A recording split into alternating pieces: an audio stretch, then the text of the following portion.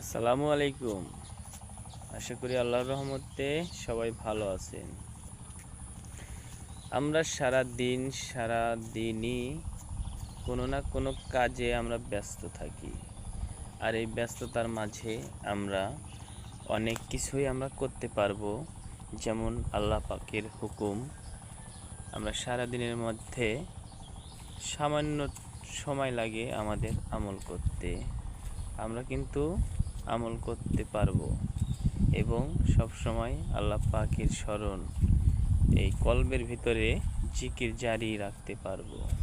এটা কিন্তু আমাদের কাছে কোনো চাপ সৃষ্টি হবে না, একদম সহজভাবেই আমরা এটা করতে পারবো।